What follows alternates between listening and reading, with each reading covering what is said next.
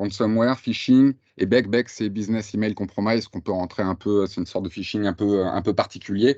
Nous, aujourd'hui, ce qu'on va voir, c'est la partie phishing et identité. C'est un peu entre les deux, et vous montrer comment l'erreur d'un utilisateur, des erreurs peut-être de configuration et la mise en place d'un MFA où on se dit, bon, bah, c'est bon, j'ai du MFA, mes utilisateurs sont sécurisés, bah, on va voir que pas forcément. Donc, en termes d'attaque sur l'identité, je suis un peu surpris que on le voit presque pas. Non, c'est bon, c'est après. Donc, les attaques sur l'identité incluent des attaques traditionnelles de brute force qui ne fonctionnent jamais, des attaques un peu plus sophistiquées de pulvérisation de mots de passe, mais qui ont tendance à pas non plus hyper bien fonctionner, et des technologies plus avancées comme ce qu'on va voir aujourd'hui, qui est Adversary in the Middle. C'est un autre mot pour Man in the Middle, où tout le monde connaissait ça à l'époque, même il y a 20 ans dans le réseau, les attaques de type Man in the Middle. Voilà, ils ont juste renommé, et c'est ça qu'on va utiliser pour vous montrer un peu comment se passe un hack dans la vraie vie, entre guillemets, puisqu'en réalité, aujourd'hui, les attaques sont plus sur du phishing as a service, donc c'est des trucs clés en main qui sont fournis à des pirates, entre guillemets. Là, on rentre quasiment dans du crime organisé, en réalité, hein. C'est une chaîne avec de l'argent de début jusqu'à la fin. L'objectif étant, à la fin, de mettre un crypto-locker et de demander une rançon. Donc, on constate, hein, voilà, ça c'est en tout cas les constats de Microsoft, hein. Vous avez par exemple 6000 tentatives de MFA fatigue. On a tendance à dire que c'est incroyable comme faille. Ça consiste à envoyer des notifications aux utilisateurs tôt le matin ou tard le soir pour les tromper, profiter de leur manque de vigilance pour les faire cliquer. Alors, ça peut paraître surprenant, mais ça marche. Ça, c'est des choses qui fonctionnent. Aujourd'hui, on voit que 158 millions de mots de passe sont réutilisés un peu partout. Donc, personne n'a son mot de passe, moi, je sais pas, Gmail, Hotmail ou peu importe. Très souvent, le mot de passe, ça va être le même dans l'organisation. Donc, ça favorise les attaques de type credential stuffing, où on va, par exemple, pirater une base de comptes et après, on va essayer d'autres comptes de l'utilisateur avec le même mot de passe. La différence rapide entre le brute force et le password spread, souvent, c'est pas hyper clair. Dans une attaque de brute force, on va essayer X mot de passe sur un utilisateur. Sur une attaque de password press, c'est le contraire. On va utiliser un mot de passe sur plusieurs utilisateurs. Entre les deux, on va faire des pauses pour tomber sous les radars. Heureusement, Microsoft bannit les IP dès qu'elle détecte ce type d'attaque. L'IP est banni. Ce que vous voyez en arrière-plan, là, c'est une capture que j'ai fait avant-hier sur un tenant. Donc là, c'est un tenant existant. J'ai masqué des éléments pour des questions de confidentialité, mais là, c'est une attaque de password press, hein. Voilà. Donc là, c'est rien que cette année, j'ai dû le voir sur trois tenantes. Donc c'est assez proéminent. Vous vous doutez bien que si moi je le vois sur trois tenantes, imaginez bien que sur l'ensemble, ça doit être important, sachant que je vous dis depuis le début de l'année, avec entre les deux, 2 mois de pause pour ma part. Donc c'est des choses qui arrivent assez fréquemment. Heureusement, c'est pas hyper efficace. Après, c'est des attaques qui durent des mois. Là, ce que je vous montre là, je sais où j'ai été récupérer les captures parce que je l'avais remarqué déjà avant de partir en congé en juillet. C'est bien que, en réalité, l'attaque là, elle se déroule au moins, je crois, depuis avril. Et ça continue jusqu'à hier, c'était encore là. Donc, il suffit qu'à un moment donné, il y ait un mot de passe qui soit OK. Si là, par exemple, vous n'avez pas mis de MFA, bon, bah là, par contre, c'est au revoir, c'est encore pire. Le hameçonnage, donc ça, c'est les attaques de phishing. Ce qui sont de plus en plus utilisés, c'est des kits. Alors, il y en a plein, hein. Là, j'en ai mis quelques-uns en bas à gauche. Il y a Murena, Caféine, Evil Jinx. Nous, ce qu'on va vous montrer aujourd'hui, c'est Evil Jinx, Modlishkan, Naked Page, Evil Proxy, et il doit y en avoir d'autres. Vous prenez Caféine, par exemple, c'est payant. Naked Page, il me semble aussi que c'est payant. Et d'autres kits sont totalement gratuits, disponibles sur LinkedIn. Donc, monter une attaque de ce type, même pour quelqu'un qui n'a pas énormément de connaissances, c'est relativement simple.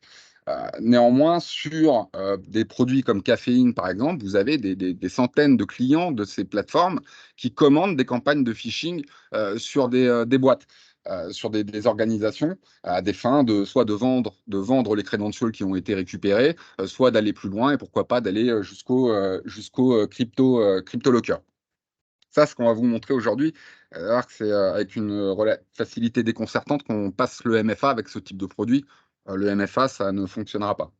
Donc, comment fonctionne ce type d'attaque? C'est que vous avez un utilisateur qui va rentrer son mot de passe et en fait, le site de phishing va avoir un serveur derrière, va avoir une forme d'architecture de reverse proxy pour rediriger toutes les requêtes vers le site légitime et faire un peu le passe-plat entre les deux. Donc, c'est pour ça qu'on appelle ça un adversary in the middle ou entre guillemets man in the middle. Donc, quand on va avoir rentré son mot de passe, la requête va être transmise. Le site légitime va vérifier, va demander un prompt MFA. L'ITM va rediriger le prompt MFA. L'utilisateur va mettre son téléphone. Les informations sont transmises au site légitime. Un cookie de session est émis. Le site de phishing enregistre le cookie de session, le transfère à la cible et le redirige vers la vraie page. Donc, si l'utilisateur n'a pas vu là, dans les 5 étapes qu'il était en train de se faire bluffer, après, l'attaque est terminée. L'utilisateur va travailler sur le vrai site sur lequel le lien était censé pointer. Donc ça, c'est assez dévastateur comme attaque. Et derrière, la question, c'est comment est-ce qu'on récupère cette base de compte, puisque pour envoyer des liens de phishing, pour envoyer des phishing, des mails, etc., faut avoir une base de compte. Il y a un outil qui est utilisé plutôt dans ce qu'on appelle le gros hacking. J'aime pas du tout ce mot là. Je vois un peu partout sur LinkedIn qui s'appelle le scrapping. Donc le scrapping, c'est la récupération d'informations personnelles des utilisateurs. C'est une forme d'information disclosure, même si en général on parle de ça plutôt sur des infrastructures. Mais là, on est quand même assez proche.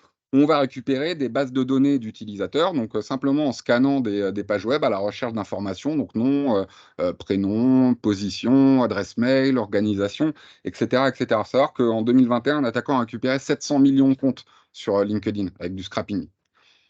700 millions, c'est pas mal, vous imaginez. Quand après on commence à monter des attaques de phishing avec ce genre de choses, ça peut faire pas mal de dégâts.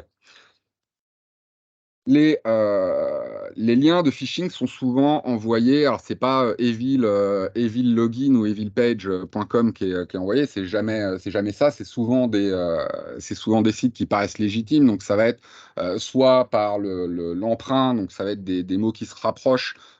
Microsoft avec un L au lieu d'un I. Enfin, vous voyez, ça va être ce genre de choses-là. Vous avez également des attaques qui sont des choses qui sont un peu plus pernicieuses, mais qui sont généralement stoppées par le registrar, c'est d'utiliser des caractères, par exemple cyrilliques. Si je prends Microsoft.com et que je mets un O cyrillique, j'ai essayé de le faire quand on était parti au FIC. J'avais essayé chez GoDaddy d'ouvrir Microsoft.com avec un O cyrillique. GoDaddy a refusé de l'ouvrir en disant que j'étais pas propriétaire de Microsoft. Ça se traduit après par des URL qui sont avec des tirets, des XN. C'est une sorte d'encodage pour avoir des caractères ASCII. Mais il faut savoir que par défaut, les clients comme Outlook vont vous afficher un haut normal. Ils ne vont pas vous afficher le punicode, on appelle ça un punicode. Il ne va pas vous afficher quelque chose de bizarre, il va vous afficher un haut standard. Donc ça peut être violent. Normalement, si vous prenez les registrars les plus connus, ils vont refuser de vous ouvrir ce type de compte, mais vous avez certains pays qui ont des boîtes aussi d'enregistrement où là, ils seront beaucoup moins regardants sur les sites que vous ouvrez. Donc ça, c'est les premières techniques. Après, vous avez des techniques qui consistent à tromper les systèmes de messagerie en envoyant des en-têtes de mail, en jouant en fait sur des malformations et des biais dans les protocoles. Donc là, vous avez la RFC par exemple 5322. Normalement, je vous donne l'exemple parce que c'est celle qu'on a fait dans la démo. Normalement, vous ne pouvez mettre un seul expéditeur dans un mail. Il n'y a qu'un seul from. Ça, fonctionnellement, c'est parfaitement entendable. Et dans la RFC, c'est spécifié. L'en-tête from ne peut être présente qu'une fois. Il se trouve qu'en mettant plusieurs, alors aujourd'hui, je l'ai retesté aujourd'hui, je vais vous montrer une vidéo de la démo qu'on avait faite avant. Aujourd'hui, ça ne fonctionne plus. En tout cas, ça tombe dans les spams. C'est plus considéré comme des mails légitimes. Mais c'est ce qu'on avait testé en mars et en mars, ça fonctionnait. Donc vous mettiez deux from et en fait, vous pouviez bypasser les systèmes d'anti-spam de vérification de DKIM et compagnie, puisqu'en fait, il allait, alors sur Office 365, il allait vérifier le deuxième et afficher le premier. Et les pirates jouent sur ce genre de confusion. Vous pouvez rajouter des espaces devant les en-têtes. C'est vraiment de la malformation des headers ou des ajouts d'en-têtes qui ne devraient pas être là. Donc ça, selon gov.uk, vous voyez, entre 2019 et 2020, 88% des organisations ont connu une attaque de phishing de ce type-là. Donc en général, quand vous recevez un phishing, c'est pas simplement evilsite.com, hein. Ça peut être des choses qui sont beaucoup mieux faites. Et quand bien même elles sont pas beaucoup mieux faites, elles sont cachées derrière des liens que les utilisateurs, la plupart, ne vont pas voir. Donc là, on va avoir une partie démo avec En premier lieu, un peu comment une attaque se structure du point de vue des frameworks qui existent. Donc, il y en a plusieurs. Il y a Killchain, Mitrattack. Voilà, ça, moi, là, c'est Mitrattack en l'occurrence que j'ai pris. Nous, ce qu'on va voir aujourd'hui, c'est les trois premiers. Donc, la reconnaissance, donc ça, ce que vous expliquais avec le scrapping qui permet de récupérer des bases de compte. Ensuite, on va exploiter une faille d'implémentation de la RFC 5322 dans les serveurs de messagerie Microsoft 365 pour avoir un mail légitime de la part, j'ai pris Microsoft.com pour l'exemple, et puis après on va délivrer, donc ça c'est la partie weaponize, hein, c'est la préparation de l'attaque, et après on a le delivery de l'attaque qui se passe soit par clé USB, par mail, ou en tout cas c'est le support de l'attaque, et après le reste c'est plutôt de l'exploitation, installation de backdoor, qui mène à la fin à l'objectif, qui peut être soit la destruction partielle, complète, le dépôt d'un cryptolocker, et compagnie. Il faut savoir que quand des comptes sont compromis, pour info, alors, Microsoft a revu sa position sur les délais. Il y a peu de temps, les délais, on disait une identité compromise, elle peut être compromise sans signe pendant plusieurs mois avant que la personne qui ait compromis l'identité produise une attaque réelle. Donc, se mettre sur la partie des objectifs ici. Aujourd'hui, Microsoft l'a rendu à, je sais plus si c'est 15 jours ou 30 jours, mais là, réduit drastiquement. Donc, les attaquants passent plus vite à l'action qu'avant, où ils pouvaient rester pendant des semaines, des mois dans le système sans rien faire pour passer en dessous des radars, notamment des SOC. Donc pour la partie scrapping, j'ai utilisé un outil qui est vraiment disponible sur GitHub. Je vous dis, ce qu'on a fait là ne demande pas de compétences importantes. Il n'y a pas besoin d'être un hacker en capuche, faire de l'assembleur dans son garage. Vous allez sur GitHub, vous vous trouvez. Donc là, c'est Crosslink. Il y en a d'autres. Il y a euh, je me rappelle plus du nom de l'autre outil, mais il y en a d'autres. Crosslinked, c'est un script en Python, donc qui va faire un triage de pages HTML en faisant des recherches sur Google, en utilisant des Google Docs. Donc les Google Docs, c'est des recherches, des systèmes de requêtes dans Google qui permettent d'afficher les pages qu'on veut uniquement. Donc sur la base des résultats, il va aller parser le HTML, récupérer le nom, le prénom de l'utilisateur, l'utilisateur va piloter une convention de mail qui est assez simple, parce qu'après on peut avoir nom, prénom, point nom, nom, point prénom, première lettre du prénom, point nom, etc.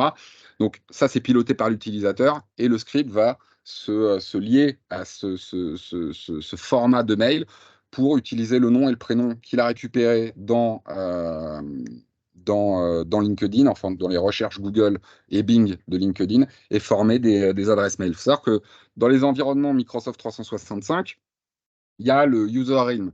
Le user realm, c'est les pages de login en fait de Microsoft quand vous vous connectez. Il y a un realm qui vient pour savoir dans quel domaine en fait vous êtes. Ça, Microsoft aujourd'hui ne le considère pas comme une faille de sécurité, mais ça c'est abusé par les acteurs de cybermalveillance. C'est-à-dire qu'en fait, avec une simple requête web, je peux savoir si le compte existe ou pas. Donc là, ça devient carrément flippant puisque au début, j'ai récupéré une liste d'adresses mail à partir d'un scrapping LinkedIn. Et puis après, je suis capable de passer cette liste de mails dans une moulinette qui va me récupérer si c'est des comptes valides ou pas, pour pouvoir après lancer des attaques. Donc là, vous avez un sample de la réponse. Curieusement, quand vous êtes derrière un ADFS, ça ne fonctionne pas. Et je dis curieusement parce qu'en fait, on a plutôt tendance à dire qu'il faut se débarrasser de la DFS. Mais néanmoins, le seul environnement dans lequel ça marche pas, c'est quand il y a un DFS derrière. Bon, c'est un peu dommage. Encore une fois, Microsoft considère pas que ça, c'est une faille de sécurité. Donc là, vous allez le voir en live s'il est directement sur lecture. Voilà, il n'était pas sur lecture. Donc là, vous voyez que je vais lancer, c'était préparé, je l'ai fait sur Artemis pour que vous preniez un peu la mesure de ce qui se passe. Donc là, il va faire des recherches sur Google, sur Bing et il va me récupérer une liste d'utilisateurs qu'il aura formée, vous voyez, avec première lettre du prénom, donc ça c'est F et last, une première lettre du prénom, nom de famille, et moi je le concatène en @artemis.com en faisant une recherche sur la compagnie Artemis. Donc ça, c'est ce qui me permet de forger derrière une liste de mails dont pour l'instant je ne sais pas si elles seront valides ou pas. Et ça, c'est le deuxième script qu'il va y avoir. Donc là, j'ai récupéré 279 items dans LinkedIn, en tout cas dans les recherches LinkedIn. Maintenant, j'ai exécuté mon petit script PowerShell qui va faire mes petites requêtes pour vérifier que ce sont des utilisateurs valides. Et voilà. Donc là, voilà, Thomas à l'époque, il était encore là. Vous avez Ascendrali, par exemple, qui est dedans. Cécile Biet et compagnie. Je crois qu'il y a Raphaël Spampinato aussi, il est dedans. Tout le monde est dedans. Voilà. Donc là, on va récupérer une liste de mails valides Artemis qui vont nous permettre de lancer une attaque. Donc bien évidemment, je ne vais pas lancer l'attaque de phishing sur les utilisateurs que j'ai récupérés là. J'ai créé un compte de test pour pouvoir se faire. Compte de test sur lequel j'ai appliqué des sécurités de base. Je l'ai pas abaissé le niveau de sécurité pour que ça passe et j'ai pas monté le niveau de sécurité non plus. J'ai laissé la sécurité qui va de base avec Microsoft 365, c'est les sécurités standards dans MDO. Donc là, on voit Stéphanie Planet qui est là-bas, qui figure également aussi dans la liste. Donc vous voyez, vous avez des noms, je ne sais pas s'il y avait, peut-être il y avait Boris Gunther, on peut avoir peut-être notre président aussi dedans, donc je peux avoir des noms intéressants. Et dans des attaques plus poussées, donc ce qui va être BEC et spear phishing, alors, il y a Laurent Tailleb, bah voilà, il y a Laurent Tailleb qui est passé. Donc on peut faire du spear phishing en ciblant précisément les attaques. Vous avez, si vous regardez le MDDR de 2023, c'est hyper intéressant. On l'avait vu au FIC aussi, hein, on m'avait raconté ça, où des fois les pirates vont avoir un compte et vont hijacker des conversations complètes entre deux entités à des fins d'escroquerie. Donc là, au FIC, en l'occurrence, une organisation était venue nous voir, on faisait aussi des démos de ce type, et il s'était fait voler des dizaines de milliers d'euros comme ça, parce que la personne avait eu un compte intéressant, et après il avait hijacké des conversations en magouillant les copies, les réponses, pour faire changer un RIB et escroquer l'organisation. Donc voilà, donc ça c'est le moindre des mal, parce qu'après ça peut être les crypto-lockers, ça peut être ultra violent. Donc là j'ai 234 mails. Artemis que j'ai récupéré à peu près en 3 secondes en ayant téléchargé un tool sur Internet. Ensuite, on va usurper un nom de domaine. Donc, l'objectif, c'est d'envoyer des mails à cette liste pour pouvoir les pirater les comptes. Donc, on va obtenir un domaine auprès d'un registrar. On va mettre du SPF, du DKIM, on va mettre tout ce qui va bien pour essayer de passer le plus possible sur les radars. Et là, nous, on exploite une faille de confusion des headers from en mettant plusieurs from. Ça, on pourrait le faire avec des commandes telnet. Hein. Là, j'ai utilisé un tool aussi, mais en réalité, on pourrait le faire avec une commande telnet. Ça marche aussi. Donc là, l'utilitaire que j'ai utilisé, c'est eSpoofer. J'ai testé des scénarios aujourd'hui là qui est un emprunt de domaine. Donc la différence entre une usurpation de domaine et un emprunt de domaine, c'est qu'un emprunt de domaine, c'est pas le vrai nom de domaine. Si on va rajouter un caractère cyrillique ou ce genre de choses. Une usurpation de domaine, là par contre, on va utiliser, je sais pas moi, Microsoft.com. Ça, c'est une usurpation. Un emprunt, c'est qu'on va prendre quelque chose de très proche. Donc on peut fonctionner également par emprunt de domaine. J'ai vérifié, alors là, ça passe pas les signatures DKIM, ça tombe effectivement dans les spams. Par contre, je peux envoyer un mail au nom de support.microsoft.com. Je m'en suis envoyé un, ça a tout à fait fonctionné, ça n'a pas été rejeté. Ça vient dans les spams. Donc là, vous avez un petit, ça c'est ce qu'on ferait si on faisait du telnet. Donc vous voyez, vous avez deux from. Voilà, donc là j'ai un noreply@microsoft.com et puis en dessous j'ai mon domaine qui est destiné à faire vérifier la signature d'EDKIM du deuxième et afficher le premier. Donc là c'est terrible parce que ça, quand ça fonctionnait, bah, ça passait également tout ce qui était SPF, DKIM et des marques. Donc là ça c'est carrément flippant. Ça, c'est la partie d'empreinte d'identité que j'ai testé d'ailleurs tout à l'heure. Vous voyez, le deuxième O de Microsoft, là, c'est pas un vrai O, c'est un O cyrillique. Voilà. Et ça sera affiché dans Outlook par défaut. Alors, ça peut être désactivé, mais ça sera affiché comme réellement Microsoft.com. Ici, vous avez. Ah bon?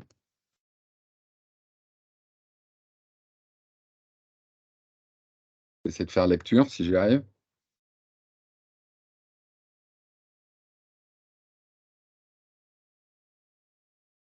Ok, je vais continuer, je vais vous la montrer après, c'est pas grave. J'ai peut-être fait une erreur, j'ai peut-être mis une capture d'écran au lieu de mettre un. Je sais pas, c'est bizarre.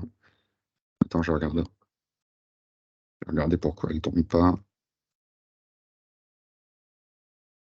Il y avait un petit. C'est bizarre.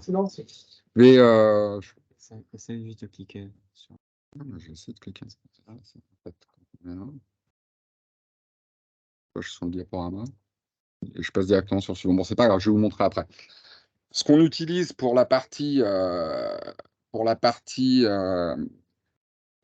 phishing, Du coup, c'est un outil qui s'appelle EvilJinx 2. C'est pareil, c'est gratuit. C'est sur GitHub. C'est pas les outils payants, hein, les outils payants qui font des campagnes. Les gens n'ont pas le temps, en fait, hein, ils ne le font pas plus eux-mêmes, donc ils sont prêts à payer un petit peu du phishing as a service. On a des gens avec plateforme en main, clé en main, qui vous font vos campagnes de phishing tranquillement. Ils vous mettent une plateforme, c'est du SaaS, voilà, tout fonctionne nickel. Donc là, pour faire ça, moi, je l'ai installé sur un serveur local, sur une distribution Kali en l'occurrence. On peut mettre ça dans un conteneur. Microsoft, Amazon et compagnie ont tendance à vite bannir ce type de. C'est pour ça que le phishing as a service a un bel avenir devant lui, parce qu'ils ont tendance à bannir ce genre de comportement. Donc, quand c'est détecté sur des VM ou des conteneurs, ils ont tendance à fermer les comptes. Ça aussi, ils le mettent d'ailleurs dans le MDDR. J'avais créé un certificat d'être encrypt pour éviter d'avoir des erreurs basiques qui pourraient alerter l'utilisateur sur le type sur le type d'usage du site. Parce que quand on a une erreur qui dit ouais, ce site n'est pas sûr ou quoi, bon, on n'a pas super envie de cliquer. Et j'ai modifié quelques configurations parce que par défaut, l'outil ne bypasse pas le MFA. J'ai modifié deux ou trois configurations pour lui faire le bypass de MFA. Donc là, j'espère que je ne vais pas tomber sur le même problème. Voilà, non, donc c'est bien. Donc là, vous allez voir le mail de phishing qui est là. Donc là, je ne sais pas si je peux faire. Mince, je peux pas faire pause non plus, c'est dommage, on va recommencer. Ok, bon. Vous allez voir le mail de phishing que j'avais envoyé à la phase précédente s'afficher brièvement. Ici, ça c'est la console de DevilJinx. Là, vous voyez le mail que j'avais envoyé. Vous voyez que c'est noreply@microsoft.com. Vous avez là tout le phishing, donc ça c'était tout le texte. Moi j'avais repris un mail qu'on avait reçu de MS et j'ai rajouté des images en base 64 pour éviter d'avoir des liens de partout. Et vous voyez, ça marche. Donc là, si vous regardez là-haut, moi j'ai pas pris de domaine, hein. C'est iPoonview, là, c'est pas le vrai domaine. Donc là, l'utilisateur, s'il n'est pas vigilant ou que l'attaquant a mis un domaine qui était un peu plus sioux que le domaine que moi j'ai, vous voyez que l'interface elle est assez ressemblante tout de même à ce qu'on a sur Microsoft. Allez voir, même quasiment, c'est même identique en fait, c'est exactement la même. Là, vous allez voir que vous allez avoir le prompt MFA. Là, je suis toujours sur mon site de phishing. Là, je suis toujours sur mon phishing website. Donc là, tout est redirigé vers le vrai site de Microsoft. Donc là, on va approuver la connexion parce que moi, j'avais pris mon téléphone pour pouvoir l'approuver. Et vous verrez que derrière, là, ça me fait un système de redirection, ça c'est voilà, les trucs habituels. Et là, ça va me renvoyer directement, par contre, sur le site de Microsoft que j'avais mis en redirection. Donc là, je crois que c'était office.com ou une histoire comme ça. Voilà, Microsoft365.com. Là, c'est fini. Si l'utilisateur n'avait pas vu à ce moment-là qu'il y a quelque chose, là, c'est terminé. Voilà. Là, ici, c'est en local, donc en plus, c'est assez lent. En réalité, les sites sont beaucoup plus rapides que ça. Là, moi, je suis sur une machine virtuelle, hébergée sur le même truc. Enfin, chez moi, c'est un peu plus lent que ça ne serait en réalité. Donc là, on va passer après sur la VM là, que j'avais qui hébergeait les Jinx. Et là, je voyais que je vais récupérer en fait une session. Donc là, une fois que j'ai passé le MFA, que j'ai passé les requêtes et que Microsoft m'a renvoyé les résultats, j'ai une session. J'ai un cookie de session que je peux réinjecter. Alors là, j'ai injecté dans un navigateur que je pourrais développer facilement des scripts qui exploitent également ce cookie. Donc là, je vais le récupérer. J'ai installé un petit truc pour injecter des cookies au niveau du navigateur. Donc là, c'est Chrome, mais je ne sais plus quand Cookie Editor ou je ne sais plus quelle extension j'ai pris. Une première fois sur le site pour faire une initialisation des cookies. Je vais tout vider et je vais tout réimporter après. Donc là, je vide tout. Je réimporte les cookies. Voilà. Je vais faire un petit refresh. Et je suis connecté avec le compte d'Adelvens, qui est le compte du tenant de test que j'avais pris. Et fort malheureusement, Adelvens, là, a rentré son MFA en pensant que c'était sécurisé. Et vous voyez, le MFA, ça suffit pas, ça suffit malheureusement pas toujours.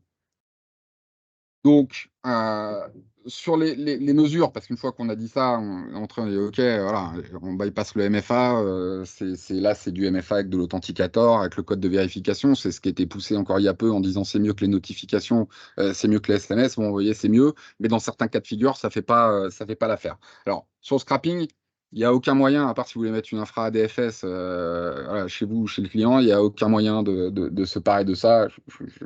C'est pas considéré comme une faille, donc c'est comme ça, il faut vivre avec. Il faut savoir, hein, d'ailleurs, LinkedIn est la plateforme de réseau social qui est la plus attaquée avec Facebook. En termes d'attaque de phishing, LinkedIn, à ce qui paraît, c'est terrible. Donc ça se passe dans les études que vous pouvez retrouver facilement. Mettez LinkedIn phishing, vous allez avoir des chiffres qui sont particulièrement terrifiants. Pas mal d'arnaques hein, sur LinkedIn également. Donc, au niveau des contre-mesures, vous pouvez implémenter du MFA et mettre du MFA, c'est bien, mais il faut mettre du MFA à ce moment-là résistant au phishing. Donc, le MFA résistant au phishing, c'est du passwordless, donc ça va être des clés FIDO2 par exemple, ça c'est password résistant. Ça peut être également une authentification basée sur des certificats, qui est assez nouveau sur Azure AD. Vous pouvez également, alors c'est moins efficace que de mettre du certificate-based authentication, mais vous pouvez, par exemple, gérer de la conformité. Si vous avez une thune, vous mettez de la conformité. Vous pouvez faire de l'Azure Hybrid AD Join si vous avez un AD on-prem. Si vous faites ça, c'est pareil, parce qu'en fait, quand le proxy, quand EvilJinx va aller renvoyer ses requêtes au site légitime de Microsoft, ça va évaluer les accès conditionnels. Et évidemment que le serveur EvilJinx, c'est pas un appareil conforme de votre organisation, c'est pas un appareil Azure Hybrid AD Join. Si vous mettez des restrictions sur les réseaux, c'est pas un appareil qui est dans les réseaux trustés, et donc ça passera pas. Mais ça passera pas, mais il aura quand même le compte et le mot de passe de votre utilisateur. Il passera pas le MFA, mais il passera pas jusqu'à cette étape. Il pourra pas compromettre le compte. Mais par contre, il aura quand même le compte et le mot de passe. Pour éviter d'avoir le compte et le mot de passe, si vous mettez du CBA, il n'ira même pas jusque-là. Il sera bloqué avant, il pourra pas y accéder. Vous pouvez également utiliser Identity Protection pour identifier les risques utilisateurs, puisque la personne qui se serait connectée avec le compte en cas de compromission, il ne faut pas considérer hein, que la sécurité s'arrête à la prévention des attaques. C'est même l'essentiel de la sécurité aujourd'hui, c'est qu'est-ce qu'on fait quand on est attaqué. Parce qu'en général, quand on est attaqué, c'est ce qu'on a laissé passer, ce qu'on n'a pas vu. Donc, implémenter une gestion des risques, ça demande de l'Azure AD P2, enfin entre ID Protection, maintenant c'est le nouveau nom P2. Donc, mettre ça pour tous les utilisateurs, ça dépend du volume, mais ça peut coûter un peu, ça peut représenter un coût important. Mais néanmoins, c'est une protection qui permet d'avoir des réactions efficaces en cas d'attaque. Celui d'en dessous, j'en ai déjà parlé, hein, c'est un substitut au CBA, voilà, parce que CBA, il faut aussi une PKI, après, il faut deux, trois prérequis. Mais vous pouvez utiliser voilà, conformité Intune, Azure AD. Je l'ai mis orange parce que ce que je vous disais, c'est qu'il aura quand même le compte et le mot de passe. Vous avez une fonctionnalité qui est token protection qui est en preview également, qui peut être utilisée, mais qui va plus être orientée, là on ne l'a pas vu là, mais pour des protections contre les replays, les token replay, qui est une autre type de faille. Donc là vous avez les jetons de session et vous avez après les jetons type token JWT. Donc là, token protection, ça permet de binder l'authentification avec la machine et éviter que les jetons d'authentification soient rejoués par des attaquants. Vous avez les autorisations par défaut des comptes aussi utilisateurs et guests. Par défaut, ils sont très permissifs. Donc ça, il faut les regarder, les bloquer, gérer les cycles de vie des accès. Parce que si j'ai une entité qui est compromise, j'ai pas envie qu'elle ait accès à n'importe quoi et n'importe où. Donc pour les comptes privilégiés, c'est encore plus vrai. Et enfin, mettre en place du SPF, des KM, des marques. Mais de toute façon, vous n'allez pas avoir tellement le choix, puisqu'à partir d'une date dont je n'ai plus le jour exact, Microsoft va rejeter tous les messages qui ne sont pas signés. Donc là, c'est clair, il faut mettre SPF, DKI, MDMark. Et ça, c'était une démarche qui a été initiée, il me semble, par Google de mémoire. Donc ça, c'est ce que vous pouvez implémenter pour essayer de vous protéger un minimum. Et vous voyez, le MFA ne va pas suffire et ces contre-mesures et surtout cette partie certificate-based authentication, je vous dis, elle est vraiment poussée par Microsoft à fond. Alors, c'est vrai qu'avant, ils avaient poussé le MFA à fond aussi, mais les attaquants ont toujours un coup d'avance. Hein. Donc, ils vont s'adapter. Il y a du MFA, ils vont passer le MFA. Si vous mettez du certificate-based, je ne doute pas qu'un jour, ils réussissent à le bypasser. Le problème, c'est que si on ne réagit pas assez vite, hein, c'est dans ces conditions qu'on est compromis. Donc la plupart des organisations aujourd'hui qui finissent à peine de mettre le MFA, voilà, c'est une mauvaise soirée. Voilà. Je suis désolé. Désolé, c'est pas une très bonne soirée. Est-ce que vous avez des questions? Je veux bien. Salive. Pas de questions? Il y a un point d'attention, pas forcément au point de vue des entreprises, mais de celui qui met en place les solutions. Je ne crois pas qu'il y ait de questions. Non, c'était une constatation, mais est-ce qu'on avait des choses à... Moi, j'ai une question, Alex. Ok. Il y a monsieur qui a levé la main en premier. Ça fait 2 fois.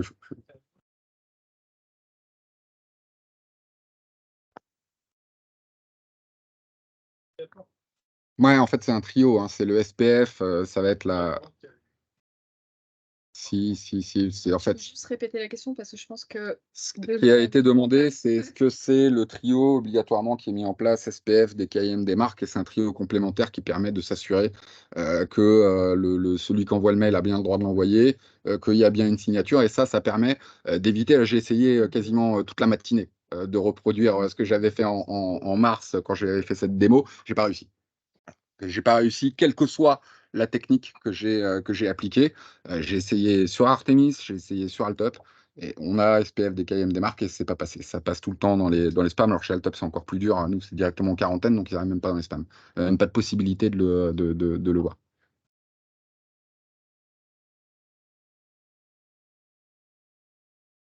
Moi, j'ai une question si Sinon- la réponse est Deux terminée. questions, Alex. La première, c'est ce que tu as montré le matin en montrant ton nom et l'UPN, comme quoi il associe aussi. Tu peux nous expliquer ça? Je pense que ça va être intéressant pour les Donc, gens. Le fait que quand tu as envoyé le mail de Alex Artemis, il a. oui, Tu peux oui. expliquer ça aussi, s'il te plaît. Ce matin, je me suis envoyé un mail à. J'ai tout essayé. J'ai essayé Microsoft et je me suis envoyé un mail à moi-même également, mais à partir de mon serveur. Donc, ce n'était pas réellement mon compte Artemis. J'ai pris mon Kali Linux là, avec mon petit postfix fait maison et je me suis envoyé un mail à moi-même. Alors, ça n'a pas marché, il est tombé dans les spams. Ça il n'a pas fonctionné. J'ai eu un client il y a 2 mois, je ne sais plus. C'est intéressant que je vois d'ailleurs la technique qu'il a utilisée et que je regarde un peu les détails du message, parce que chez lui, par contre, ça a fonctionné. En fait, il y avait une utilisatrice qui recevait constamment un mail d'elle-même et c'était à des fins de chantage. On sait où vous allez sur des sites pornographiques et compagnie. Ça, c'est assez habituel. En revanche, ce qui est plus cocasse, ce qui est plus drôle, c'est qu'en m'envoyant un mail à moi-même, j'étais disponible, j'avais la petite pastille verte qui s'affichait. Et en fait, j'avais également la pastille verte, mais sur le mail de phishing, en fait. Donc ça, ce qui est assez incroyable. Donc la photo ne s'affiche pas parce que ça passe en spam quand ça passe en spam. Et là, ça passe en spam parce qu'il n'y avait pas de DKIM des marques, on n'a pas pu vérifier la signature. Donc on a un point d'interrogation à la place du nom. Mais on a quand même une petite pastille verte comme quoi je suis disponible. Donc ça peut être confusant pour des utilisateurs qui vont éventuellement voir le spam, voir un point d'interrogation, mais ils vont voir que la personne est en ligne. Donc ils vont lui parler. Et je pense que la raison aussi pour laquelle Henri dit ça, c'est qu'on a connu il n'y a pas longtemps une entreprise dont je ne vais pas citer forcément le nom, qui s'est fait attaquer au travers d'un message anonyme sur Teams. Vous voyez? Donc, voir quelqu'un en ligne comme ça, ça peut être trompeur. Après, les vecteurs, c'est pas simplement les mails. Là, c'est sur la partie Teams. Ils ont subi une attaque. Alors, je ne sais plus quelles étaient les conséquences, mais apparemment, c'était un peu chaud quand même. Donc il faut impérativement être vigilant là-dessus. L'accompagnement des utilisateurs, hein, vous avez des simulations de training, ce genre de choses est vraiment très importante dans ce contexte. Question à distance d'Ahmed. Ouais, Ahmed, bon. je vous invite Oui, à bonsoir la tout le caméra. monde. bon, ça Merci. va, Ahmed? Très bien, et toi? Allô. Vous m'entendez? Je vous entends pas. Là, vous m'entendez? Est-ce que tu as le son activé? Allô? Vous m'entendez ou Je pas? vais prendre oui, sur le team. On t'entend, Ahmed, de notre côté, le participant à distance. Vous m'entendez du coup? C'est pas un problème sur Oui, mon poste. Le son est en fait. ouais, À la on rigueur, t'entend, Ahmed, mais peut-être. là, peut-être sur le Teams, parce qu'on n'entend pas. On vous entend ou pas? Nous, on vous entend, mais vous, Là, apparemment, sur non. la conversation. Ouais, nous on vous entend, mais vous, je suis pas certain. Ahmed, Oui. il y a une question. Que- On t'entend pas en fait.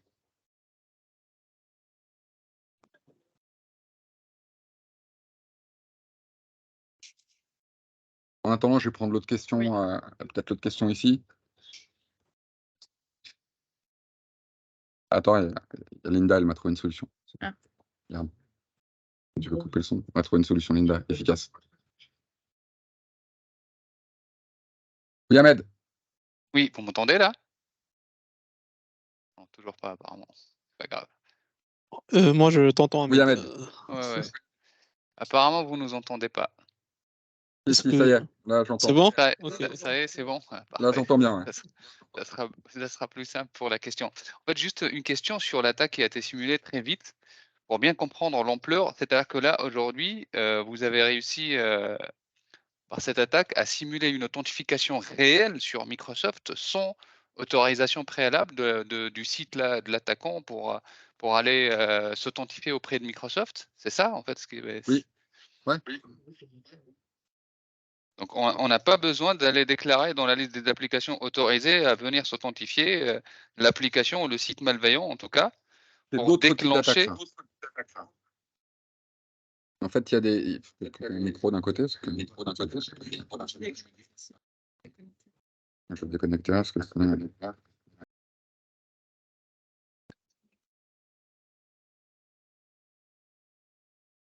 Non. Tu m'entends là, c'est bon? Oui, on Ouais. entend. Ouais. Donc ça, en fait, c'est d'autres types de. Donc la question, c'était est-ce que là, on est passé par une application, une inscription d'application dans l'Azure AD pour pouvoir accéder aux informations d'authentification de l'utilisateur? La réponse est non. Il n'y a pas besoin d'avoir d'application dans l'Azure AD. Il n'y a besoin de rien, parce que là, c'est du vol de cookies. Hein. C'est pas du token, il n'y a rien à voir avec OAuth. Là, on vole un cookie de session. Non, mais ce que je comprends pas, pourquoi Microsoft a généré la vraie demande d'authentification MFA, en fait. Parce que c'est Microsoft qui va déclencher cette partie, non? Donc, est-ce que tu peux reposer la question, parce que j'ai. C'est-à-dire qu'à un moment donné, on a bien vu que la session MFA a été demandée. Enfin, il y a eu déclenchement du vrai MFA, on est d'accord? Ouais. Et j'arrive pas à comprendre à quel moment Microsoft a pu déclencher cette étape alors que le site qui a demandé l'authentification n'est pas C'est un n'est pas man, authentifié. Ahmed, c'est un proxy. c'est un man in the middle, ce qui s'est passé. Ce que tu voyais, C'est c'est ça. un man in the middle. C'est-à-dire, la requête a été transférée derrière légitimement jusqu'à Microsoft, mais celui qui a transféré, c'est le Evil Jinx, donc le man in the middle, en fait, qui l'a fait. Donc, lui, il joue un petit peu le rôle d'intermédiaire, il récupère la requête légitime de l'utilisateur et la renvoie vers Microsoft, il récupère le prompt MFA et il le renvoie vers l'utilisateur pour qu'il le voit sur le serveur proxy, donc de l'attaquant. Et voilà, l'attaquant croit qu'il est bien sur la page d'authentification Microsoft. Ça répond à ta question, Ahmed? Oui, mais ça veut dire que c'est grave, en fait. C'est-à-dire qu'on n'a pas besoin, pour générer une authentification de bout en bout, on n'a pas besoin de. Oui, Ahmed, c'est pour ça qu'on vous le montre. C'est pour ça qu'on vous donne également des méthodes en fait, qui permettent d'éviter ce genre de choses. Donc, une authentification basée sur des certificats, ça marche. Une compliance basée sur Intune ou sur de l'Azure Hybrid AD Join, ça marche partiellement, puisqu'on va quand même avoir le mot de passe qui va fuiter. Et c'est des méthodes qui vous la limitation sur des réseaux connus, ça marche aussi. Bloquer les pays dans lesquels l'organisation n'exerce pas d'activité, ça marche aussi. Ça, c'est les concepts Zero Trust. Chez pas mal de nos clients, c'est principalement le device qui est hybrid joined et donc une conformité par rapport à cela. Donc certainement le mot de passe va leaker, mais au moins le MFA, enfin en tout cas il n'y aura pas le prompt MFA parce qu'il aura pas, l'attaquant n'aura pas réussi à authentifier le compte et le mot de passe derrière. C'est ça. Et quand on dit passer à l'authentification des applications par certificat, c'est-à-dire il faut changer toutes les applications. On est d'accord? Non, il faut en fait. C'est au niveau du tenant? Le CBA, ouais, c'est au niveau du tenant où on va émettre un certificat et on va demander de l'authentification par certificat. Donc ça, c'est dans les nouvelles méthodes d'authentification. Ouais, je Quand l'ai on vu, va là. dans On l'a Azure 2, il y a implémenté. il y a plusieurs. Voilà, il y a les authentifications héritées, qui sont les anciennes méthodes, et les nouvelles. Et dans les nouvelles, il y a cette partie certificat qui n'existait pas dans les anciennes et qui permet de faire ça. Donc ça, c'est le CBA. Et excusez-moi, est-ce que c'est auto-géré par Microsoft ou il y a une rotation à faire dans... Ah non, il y a le certificat, il y a la CRL, il faut une PKI, c'est pas. Ah ouais, ok, bon. Oui. Pas évident. Ok. Non, c'est ça. Moi, j'ai une question un peu qui s'appuie sur la question d'Ahmed. En fait, moi, j'ai pas compris. J'ai compris qu'ils ont reçu le mail et que c'est un fake mail, un mail de phishing. Et après, Ouais. quand ils ont pressé sur le lien, comment ça a généré la page Microsoft d'authentification? C'est ce que j'ai pas compris. Est-ce que c'est une...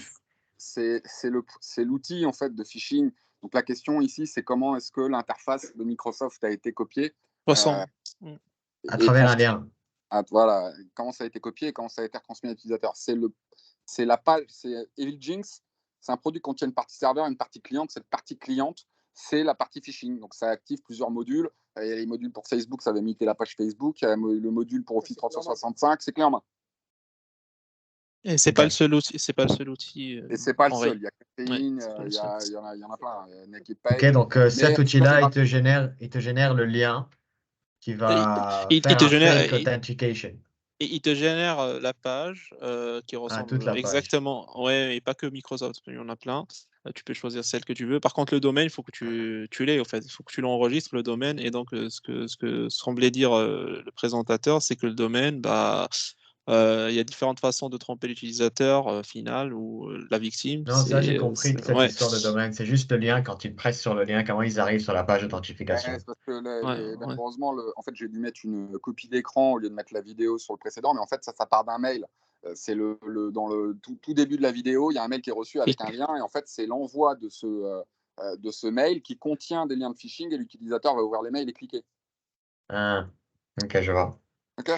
Moi, j'ai juste une question. En fait, quand tu chiffres, en fait, enfin, c'est pas quand tu chiffres, on va dire ça, quand tu chiffres, quand tu as ton URL chiffré avec ton TLS ou SSL avec le Let's Encrypt, il me semble que le cadenas, il ne ressemble pas à un cadenas qui a été authentifié derrière par l'autorité. Enfin, je veux dire, le cadenas, il me semble que la couleur diffère quand c'est du Let's Encrypt que un autre Ah, VeriSign ou autre qui vérifie l'identité, qui authentifie c'est- bien l'organisme. c'est possible, mais il y aura que toi qui l'a vu. Ouais. L'idée, en fait, c'est de tromper des utilisateurs. Alors, quand c'est des utilisateurs de l'IT, si on fait attention sur le mail, là, on n'a pas eu le temps de voir parce que c'était un peu trop furtif. Et pourtant, je viens de vérifier, c'est bien une vidéo que j'avais. En fait, il y a toujours du spoofing de domaine, c'est jamais parfait. Il y a toujours un truc qui ne va pas. C'est pour ça que dans les campagnes de simulation de Microsoft, d'ailleurs, ils vous donnent des hints en disant attention, il y a des fautes d'orthographe dans le mail, attention, regardez les liens, attention ceci, attention cela. Donc là, sur le spoofing que j'avais fait, le mail, en fait, il y avait les chevrons. Vous voyez, quand on a les chevrons autour des mails, là, il y avait le premier chevron, il n'y avait pas le dernier. Voilà. Mais ça, un utilisateur, il ne va jamais le voir, en fait. Il ne va jamais le voir. Je l'ai montré à beaucoup de personnes, je l'ai montré à des gens qui travaillent dans l'IT. Personne, je crois qu'il y a une personne qui l'a remarqué, qui m'a dit, mais il manque un chevron là au bout. Voilà. Donc là, je vais essayer de vous remontrer si on peut. Ah là, je vois, ouais, fin du diaporama, si, non, je crois. Pardon, je vais insister encore avec ma question. Et comment le middleware a réussi à s'authentifier auprès de Microsoft? C'est toujours ça que Donc, j'arrive pas à comprendre, en fait. il transmet les requêtes. C'est un proxy. Il est au milieu. Donc, il prend en fait, c'est presque du HTTP derrière l'authentification, etc. HTTPS. Donc, le proxy, lui, quand l'utilisateur est sur le faux site, il va transmettre des requêtes HTTP en pensant que c'est le vrai site. Derrière, le site, le proxy, le EvilJinx en l'occurrence, lui, il va reprendre ces informations, il va servir de passe-plat, il va les renvoyer à Microsoft. Et du coup, Microsoft, ayant une authentification normale, lui, ne sait pas que c'est EvilJinx. Il va renvoyer des informations et EvilJinx va les renvoyer à l'utilisateur. Il fait le passe-plat entre les deux, ce qu'on appelle un man in the middle. D'accord. Ok. Autre L'heure est question? grave, mais bon. Ouais. Parce que dans ma tête, en fait, pardon, je termine là-dessus et je laisse, Ouais. il y a une autre personne qui veut poser une question. Pour moi, en fait, il fallait autoriser du coup le middleware ou le man in the middle à venir requêter Microsoft pour générer l'authentification et le MFA. À la limite, l'authentification, on peut la simuler par des pages de phishing, mais pour moi, le MFA, il n'aurait pas dû se déclencher Ah ben auprès de ça, l'utilisateur. Et c'est ce qui m'a un peu étonné sur il cette aurait, démo, mais il aurait peut-être pas dû, mais il l'a fait. C'est ouais, ça, ouais, on est d'accord. c'est Ouais. le backend de Microsoft. Tu as un proxy qui En redirige les fait, requêtes et qui permet de faire une que ce soit- authentification MFA. que ce soit un proxy, un utilisateur qui a volé ton compte et ton mot de passe, peu importe le système ou la personne, ça va déclencher un MFA côté utilisateur dès lors que le compte et le mot de passe est bon. C'est ce qu'il faut comprendre. Temps d'écran. Donc là, je vais reprendre les autres questions. Donc sur les Teams anonymes, est-ce que le développement de la... Je vais essayer de voir si je peux montrer l'écran dès que ça va arriver. Est-ce que je peux faire ça? Voilà. Je vais vous le montrer comme ça, sans présentation, pour être sûr que ça fonctionne, pour que vous puissiez un peu constater la partie mailing. Donc après, je répondrai aux autres questions. Donc là, vous voyez, c'est l'outil qui est utilisé pour faire la partie spoofing. Vous voyez pourquoi j'ai utilisé un outil? Parce qu'en vert en bas, vous avez le contenu du mail, qui est le gros mail avec les captures d'écran, etc., avec les images et compagnie. Donc ça, c'est immense. Donc j'avais eu envie de faire du telnet avec ça. Et donc là, j'ai utilisé cet outil-là qui est tout fait et qui a le bon goût en plus d'exploiter directement les vulnérabilités. Donc là, je vais envoyer le mail à partir de mon Kali Linux, avec des liens qui vont constituer le lien sur lequel va cliquer l'utilisateur. Donc là, vous voyez qu'on va recevoir un petit mail qui ne devrait pas tarder à arriver. Là, je suis assez sûr de moi, il n'y aura pas d'effet démo puisque c'est une vidéo. Vous êtes peut-être un tout petit peu patient. Voilà. Donc là, vous voyez, le seul, si j'arrive à faire pause, ouais, mais si je le mets en grand écran, j'ai peur qu'après, ça clique plus sur... ça se stoppe en fait comme tout à l'heure. Et ben voilà, c'est pas plus mal, la vidéo s'est arrêtée ici. Donc là, ça c'est le mail de phishing. Donc là, pour répondre à la question d'Anis, tu as tous les liens, en fait, l'heure de mort, tous les liens de ce formulaire redirigent vers le phishing. Ici, le seul moyen, le hint, ce qu'on devrait dire à un utilisateur pour donner ce mail, il n'est pas légitime, c'est vous voyez que le chevron noreply.microsoft.com, il manque le chevron fermant. Ça, c'est dû à la faille de confusion des headers en mettant 2 headers from. Et du coup, le dernier chevron, il se trouve sur le dernier header et il n'est pas répercuté parce que Microsoft va afficher le premier. Voilà, il ne va pas trouver l'autre chevron. Ça, sur ce mail-là, c'est quasiment la seule façon de voir que c'est du phishing. Il y a ça, plus aller vérifier les liens qui, là, du coup, sont des liens de sites de phishing. Est-ce que ça répond Annie, ça répond à ta question sur les liens phishing? Cette partie, je l'avais compris. Moi, ma question, c'est juste après, quand ils vont presser sur le Learn More. Comment est-ce que ça va lancer une action d'authentification vers Microsoft? Est-ce qu'il y a un API j'ai un serveur, parce que c'est une URL. Moi, j'ai un serveur web derrière. OK. Avec le EvilJinx qui est dessus, qui est installé dessus. Et c'est le EvilJinx qui prend soin de cette partie-là, en fait. C'est EvilJinx, après, qui a un portail complet qui va reproduire les portails d'identification, d'authentification et compagnie. Okay. Donc, par rapport alors à la oui, tu as répondu à ma question et plus. Donc, sur les remarques sur les Teams anonymes, le développement de la softphonie est à considérer comme une nouvelle menace. Très honnêtement, je ne sais pas te répondre là. Je ne sais pas. Je ne sais pas te répondre, je n'ai pas cette information. Par contre, sur l'utilisation de l'IA qui peut représenter une menace à l'avenir, ça représente déjà une menace puisqu'il y a certains rapports d'attaque dans lesquels, en fait, on construisait des scripts malveillants à l'aide d'appels successifs à ChatGPT qui, normalement, dans l'interface, à l'époque, maintenant ça ne doit plus être trop le cas, à l'époque, interdisait de dépasser les limites, de demander de coder des virus. Il disait non, je peux pas, machin, etc. Mais en fait, ça c'était dans l'interface graphique. L'API laissait faire un peu tout ce qu'on voulait. Donc, il y a des attaques qui ont été rapportées. Notamment, il y a quelqu'un qui a construit, qui a fait des posts LinkedIn d'ailleurs là-dessus, c'est assez facilement retrouvable, un schéma d'attaque basé sur des appels à ChatGPT. Voilà, donc ça existe déjà en fait. Il y a d'autres questions. Est-ce qu'il y a d'autres questions? Je sais qu'il y a une question. Il y avait une question, mais il l'a fait. Question. Ouais. J'ai compris que le MFA, ce n'était pas forcément la bonne solution. Les MFA se valent. Il y a des MFA. Le CBA, c'est du MFA. Alors, le certificate based, ce que je disais, de faire de l'authentification par certificat ou la clé Ubico, c'est différent. Certificate based authentication, c'est vraiment à base de certificat qu'on rentre dans Azure. Il n'y a pas de clé, il n'y a pas de jeton matériel. Mais le Ubico, c'en est aussi. Ça, c'est phishing résistant, ce qu'on appelle phishing résistant MFA. Là, c'est mort. Ouais. Juste quelque part sur la clé.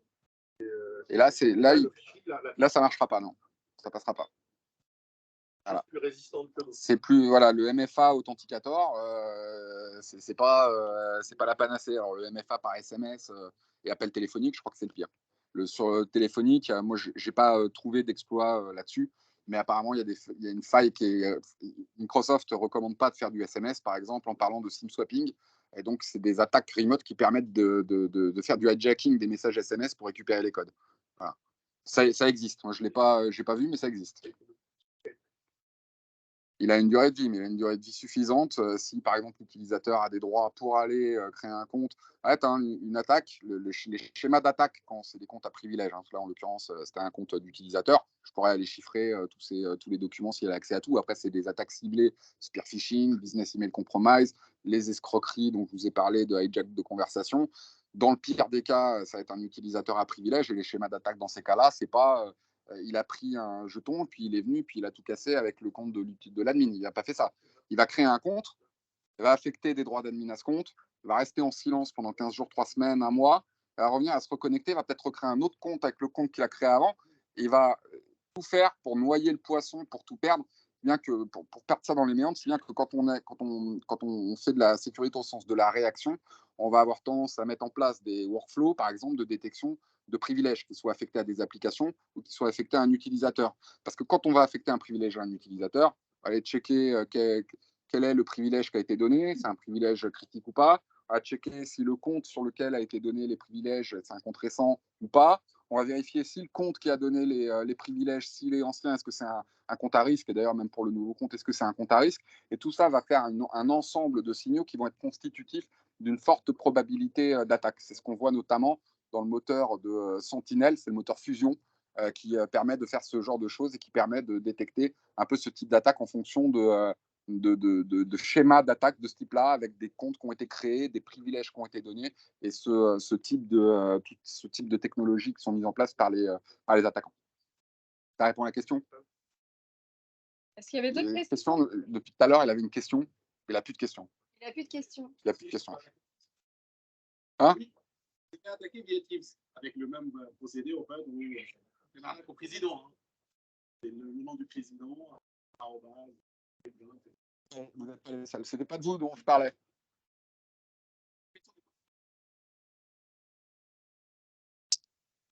Toutes les adresses. Et récemment, en fait, on avait rendu compte juste après, en fait, leur demande des choses comme ça. Je pense qu'ils ont utilisé le même procédé avec LinkedIn et PowerShell pour récupérer les adresses parce qu'on s'est rendu compte que toutes les adresses, c'est que il n'y avait pas d'externe. Donc c'est pour ça que ça m'a donné un petit peu la puce à l'oreille parce qu'il n'y avait pas de point E. Ils ont envoyé que les internes. Et donc, c'est quelque chose où moi, ça, c'est la première fois. Ça vient aussi, le vecteur d'attaque, c'est pas que les mails. Une fois que l'utilisateur a compromis un compte, il peut venir se connecter à Teams. Ça fait partie des schémas d'attaque dont je parlais avant. Il va compromettre un compte. Le compte n'est peut-être pas intéressant pour lui. Il faut savoir que les gens aujourd'hui veulent de l'argent. Ils ne sont pas là pour effacer des pages web. Ça, c'était dans les années 80, ça, c'est fini, 90. Là, aujourd'hui, maintenant, ils veulent de l'argent. Donc là, quand ils vont prendre un compte, c'est soit le compte, il ne sert à rien, ils vont le vendre, quelqu'un qui va avoir la niaque pour aller faire encore autre chose avec, soit il va exploiter, il va regarder LinkedIn, il va regarder l'organigramme, il va vérifier comment ça se passe, il va exploiter, il va consulter les mails de la personne, regarder un peu avec qui elle communique, ce qu'elle est capable d'apporter, il va essayer de faire des attaques latérales, de faire des mouvements latéraux vers d'autres comptes. Ça, c'est le but jusqu'à ce qu'il touche un compte critique. Par exemple, le compte de la personne qui gérait les paiements, les encaissements, etc. Ou bien il a dit tiens, j'ai changé de RIB. C'est ce qui s'est passé, ce qu'on m'a expliqué au FIC. Il a dit il y a une commande en cours. Le gars va jacker les conversations en faisant croire qu'en fait le fournisseur était sur le point de vendre toute la marque. Je crois que c'est des fragrances pour des parfums, prêt à tout vendre de l'autre côté. Donc il faut se dépêcher, il faut vite acheter. Attention, il a changé de RIB. Voilà le nouveau de RIB. Est-ce qu'on peut le payer? Bon, bah voilà, ils se sont fait escroquer des dizaines de milliers d'euros comme ça.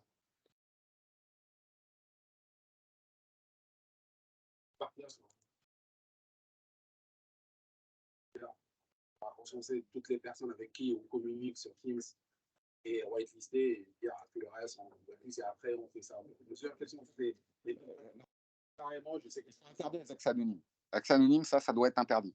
Une personne ne peut pas venir comme ça dans une réunion, venir te parler avec un numéro de téléphone, ce genre de choses, c'est interdit. Ça. Donc ça, c'est le premier truc. C'était des invitations qui étaient.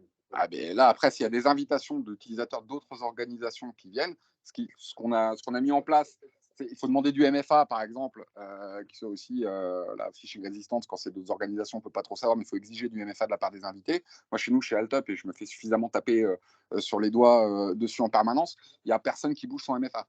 Nous, on ne rentre pas chez nous, il n'y a pas une personne qui est invitée d'une collaboration client ou quoi qui va rentrer sur un Teams chez nous sans MFA. Ça, c'est pas possible. On ne peut pas forcer, demander, et encore que si je pourrais même demander du MFA phishing résistante. Donc ça, par exemple, c'est une solution. Oui, c'est pénible. Voilà, c'est un choix à reprendre. La stratégie à risque pour les invitations, me semble-t-il, ne demande pas de licence P2. Donc on peut interdire à tout invité à risque de se connecter. Donc ça fonctionne. En fait, je sais que ça fonctionne parce que je l'ai constaté chez un client quand j'avais invité sur un Teams. Donc il était venu, il me disait, je ne peux pas me connecter, etc. En un premier temps, il n'avait pas de MFA, il a mis du MFA, puis il ne pouvait toujours pas se connecter. Et en fait, en regardant dans les logs, j'ai constaté qu'en fait, cet utilisateur, dans son tenante chez lui, dans son tenante quand c'était un partenaire, il était considéré comme un utilisateur à risque. Mais chez nous, les utilisateurs à risque, ils sont bloqués. Quel que soit l'utilisateur, c'est un invité, pas un invité, il est bloqué. On a eu le même souci chez mon client. On a eu le même souci chez mon client actuel. Et c'était une utilisatrice qui voulait se connecter, qui n'arrivait pas à se connecter, qui a relancé nos équipes en interne pour voir pourquoi. On a vérifié, elle avait bien les accès, il n'y avait pas de souci là-dessus. Son domaine, enfin le domaine partenaire était bien autorisé de notre côté pour faire tout ce dont ils ont besoin de faire. Et après, on a compris que c'était côté son domaine à elle, elle était à risque et donc elle pouvait pas accéder à notre domaine à nous parce que nous aussi on appliquait, on avait la partie Identity Protection qui était active dessus. Après, c'était bien. Enfin, ils ont reçu un message comme ça. C'est du phishing. Du coup, bon, Teams, il a bien remonté que c'est une personne à risque. Voilà. Bon, il y a des gens qui n'ont pas fait attention, ils ont commencé à discuter. Donc, on a les noms. Ils vont faire. Ils sont intégrés dans la nouvelle campagne de sensibilisation. Et pour les invités, c'est que pour les besoins du business, on ne veut pas prendre ce risque de dire on va couper des personnes qui peuvent communiquer de l'extérieur. Normalement, après, il y a des mécanismes qui sont en preview de collaboration entre tenantes qui permet en fait, c'est pas whitelister, mais l'utilisation par exemple des shared channels. Aujourd'hui, un des pain points quand on a des organisations qui communiquent entre elles, des teams qui communiquent entre eux, c'est qu'on est obligé de switcher de tenante. Par exemple, vous êtes invité à une réunion, j'avais déposé un fichier sur le Teams chez moi, mais je vous ai invité avec votre mail. Vous faites un switch tenante, vous quittez la réunion d'office, puisque vous allez arriver sur d'autres tenantes sur lesquelles vous n'avez pas la réunion. Donc, ça, vous avez la possibilité, par exemple, de mettre en place des shared channels où les utilisateurs n'ont pas besoin de faire de switch de tenante. Ça, c'est le côté plutôt fonctionnel et attrayant du truc. Après, c'est en preview, mais ça vous permet de fermer tout, sauf ceux que vous voulez bien autoriser. Dans des aspects zéro trust, ça serait ça. Après, dans la réalité des faits, je sais bien que c'est inapplicable. Déjà, mettre de la conformité sur les périphériques, on le fait pour plusieurs clients. Quasiment 100% des clients m'ont dit mais il faut des exceptions pour un tel, parce qu'il va à Porto Rico sur son transat, regardez ses mails. Alors que c'est les personnes, normalement, qui sont le plus concernés parce que c'est les personnes dont normalement les comptes sont sensibles. Donc c'est eux qui devraient avoir la plus grande sécurité. Mais dans les faits, c'est l'inverse qui se produit. Donc je sais très bien que ce n'est pas toujours applicable. Dans un premier temps, interdire les accès anonymes, ça, c'est de facto. Et exiger du MFA pour les guests et exiger que les utilisateurs guests ne soient pas à risque, c'est aussi, à mon sens, un minimum, puisque ce n'est pas vous qui gérez les identités de vos invités. Le compte, il est sur le tenant de source. Une autre question. Une autre question. Oui, c'est Microsoft qui flague les utilisateurs à risque. Il y a deux types de risques. Il y a les utilisateurs à risque et les connexions à risque. Les utilisateurs à risque, ça va être par exemple leaked credential, donc c'est les mots de passe qu'on fuitait sur Internet. Ça, avant, c'était d'ailleurs de l'Azure AD P2, donc la version la plus chère d'Entra ID. Et récemment, Microsoft maintenant le fournit gratuitement. Donc les mots de passe qui ont fuité sont directement remontés comme des utilisateurs qui sont à risque. Après, il y a les connexions à risque. Donc, on va avoir par exemple les voyages impossibles, qui sont en réalité possibles si on est connecté au travers d'un VPN. Mais si aujourd'hui je me connecte en France et qu'une minute après je me connecte en Russie, a priori, soit j'ai utilisé un VPN, soit je suis un super-héros. Donc là, obligatoirement, c'est qu'il y a un problème. Et donc là, Microsoft va le considérer comme un risque également. Il y a également les propriétés de voyage non familières. Au début, quand je suis arrivé chez Artemis, j'étais parti pour la première fois à l'île de la Réunion avec ma compagne. Et Ludovic, que je pense la plupart d'entre vous connaissent, m'avait appelé lors de ma vacances, m'a dit il y a quelqu'un qui se connecte à partir de la Réunion, est-ce que c'est bien toi? Donc j'ai dit oui, c'est vrai, je suis en train de regarder mes mails. Mais en fait, il a vu ça parce que la connexion était à risque. Et cette connexion à risque a mis mon utilisateur à risque. Parce que les propriétés de connexion n'étaient pas habituelles, parce que ils ne m'avaient jamais vu me connecter à partir de la Réunion. Et donc là, ils ont considéré que c'était un risque. Donc il y a des faux positifs également avec les risques utilisateurs. Mais chaque risque utilisateur doit être traité. Ils ne sont pas constitutifs d'une attaque, mais ils sont un indice de probabilité d'une attaque. Et donc, parfois, c'est des faux positifs, comme l'anecdote que je viens de vous donner. Parfois non. Parfois, c'est des vraies attaques. À minima pour les comptes à privilèges. Donc, dans tous les tenants, parce que je sais que voilà, entre IDP2, c'est un coût, ça représente un coût. Après, c'est Microsoft 365 E5. Voilà, je sais que ça représente un coût.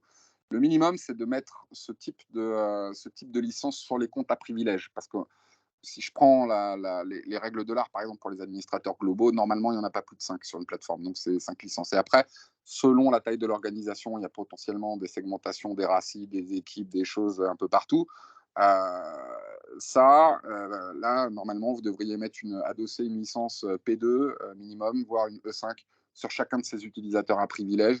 Et après, le modèle d'après de différenciation des comptes, c'est sur les comptes critiques de l'entreprise. Mais il dit compte critique et licence P2 ou E5, des restrictions supplémentaires et dit le pire des freins à la sécurité, c'est l'injonction managériale. Voilà. Ça, c'est tout le temps. Est-ce qu'il y a d'autres questions? Ça répond à la question, Nina? Sur les utilisateurs à risque? Pour la faire courte, oui, c'est Microsoft qui décide. Est-ce qu'il y a d'autres questions? Est-ce que c'est encore une question?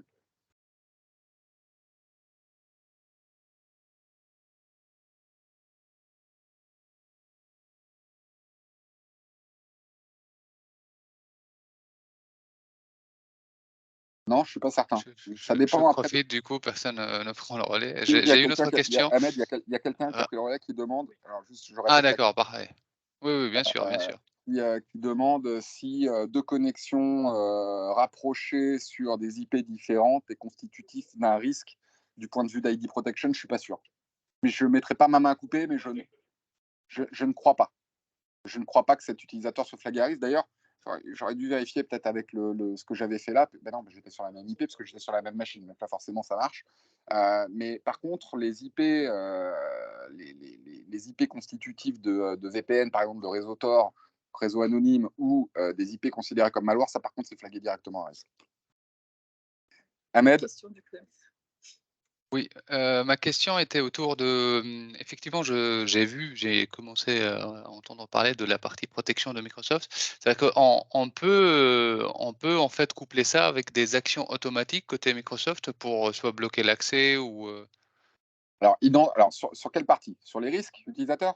ouais, les risques utilisateurs, ouais.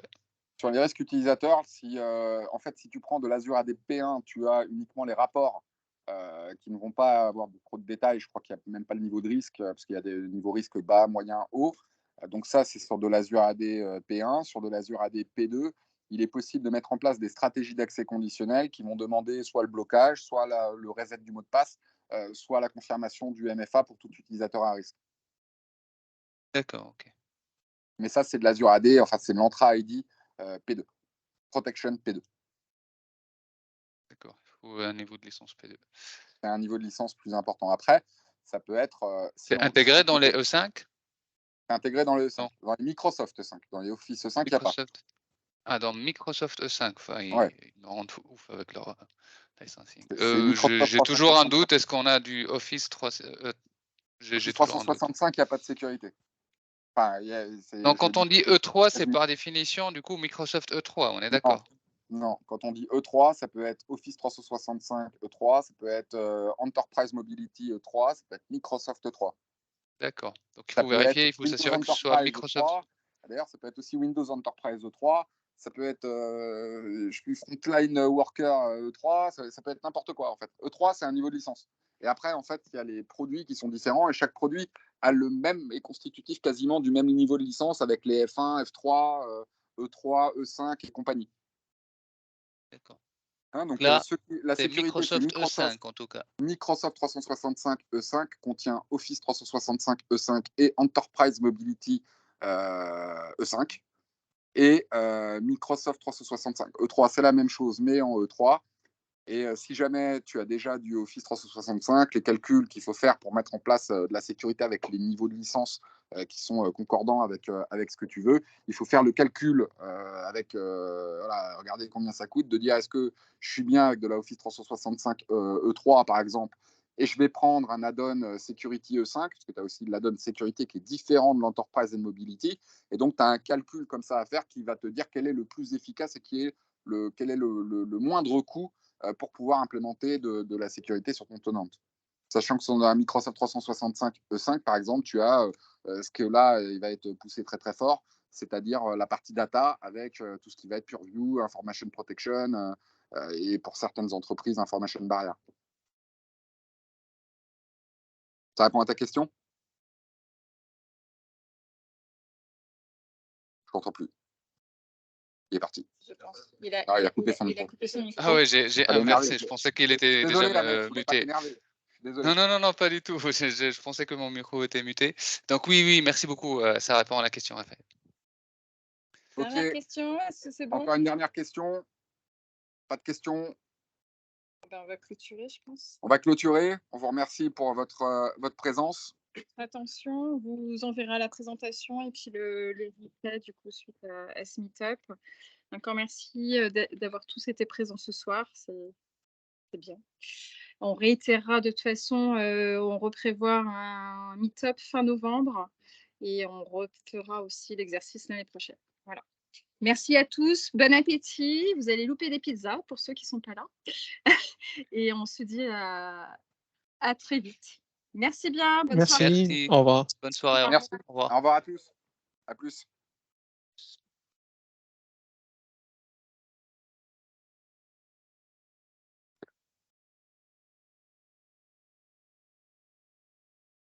Les pizzas sont chaudes, j'espère, ce soir.